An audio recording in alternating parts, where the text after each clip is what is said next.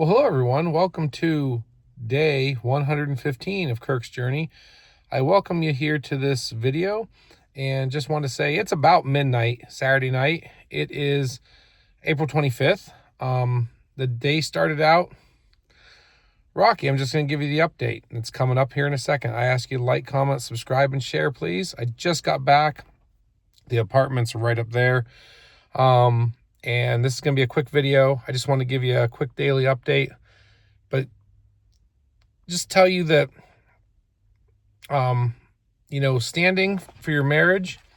I know a lot of people, think they've messed up really bad, or they just, they start spiraling. And I can say that when things start going like that, the Holy Spirit starts revealing things. One interaction that's kind of not the best doesn't destroy everything. I know the Holy Spirit is showing us conflict resolution and just normal husband-wife behavior that we didn't have before, because normally before something would spiral into something worse and worse and worse, and it would just be fight, fight, fight. Right now, like this morning, our son's thing started at 9 and it's about a half hour away. Well, a little after 8, she texted me and said that it started at 9, but she was nowhere near around being ready to go. And to go pick her and my daughter up, it's about a 10-minute trip. So I need to get them by like 8:30 to get there right at 9 when it started. But, there's parking, getting there early and everything too, and walking from the parking lot to get in. There's all that stuff. And it's a pretty busy event. Well, today was a pretty rainy day, but they don't cancel unless it's lightning. So regardless, she told me that, so I waited, and it got to be about 8:40, 8:45, and she texted me, and I thought, it's getting late. I mean, the event's starting soon. And she texted me and said, "Are you on your way up?" And I said, "Well, no, you told me you weren't around." And she said she was just going to ride with her folks. That bummed me out, because I've really been enjoying riding with my daughter and her. Long story short, I said, "All right, I'll see you down there." And she wrote me back a really nice apology thing saying, "Hey, I'm really sorry. That was on me. I messed up this morning. I apologize. I'm sorry." All that. That's a first in this thing. So I'm saying, that's a first to come out. And then it was raining. It was cold. I had shorts on. I didn't take any gloves or anything. Her folks brought umbrellas and stuff, but the stands were just ice cold and wet. And we spent a lot of time just kind of like, stood down there and that. And it was just a little bit of back and forth all day with stuff. Everybody was just kind of grumbly. It just was a rougher day. But Zach ran a couple races. We got out of there, came back, and it just kind of seemed off. Like we were just off. And I was kind of thinking, well, this day's going to set things back a million miles. And, so ended up going up tonight. We didn't have any business later on tonight. And instead of buying food out, she said we could run up to the store, grab a couple pizzas, make some things at home. And that's what she did. She cooked pizzas, and we went to the store, and it was just like we bought things, got a few of the things she needed.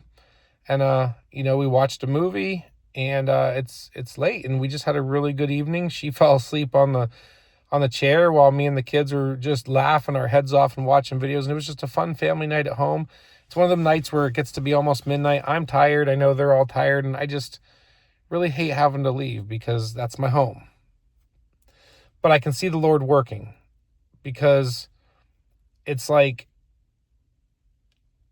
out of 100 interactions, 98, 99 of them are good, and one bad isn't going to set you back. And also, it's like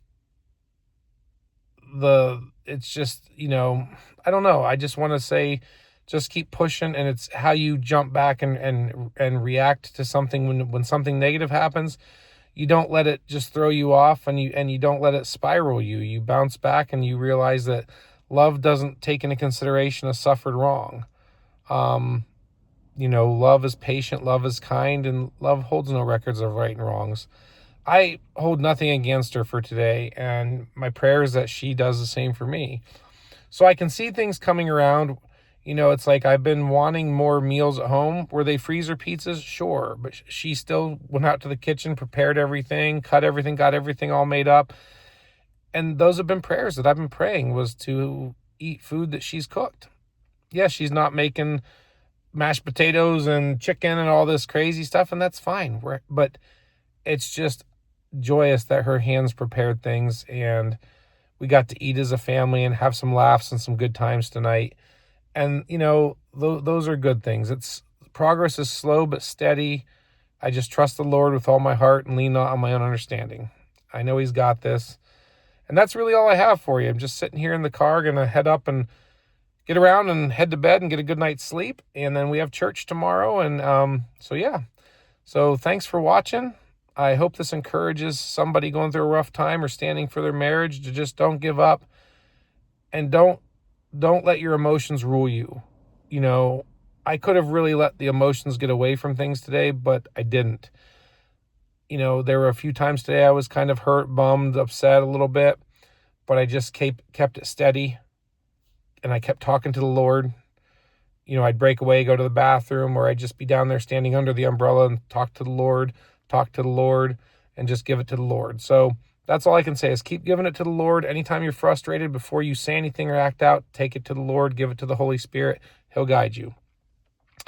Thanks for watching, and I'll see you in the next one. God bless.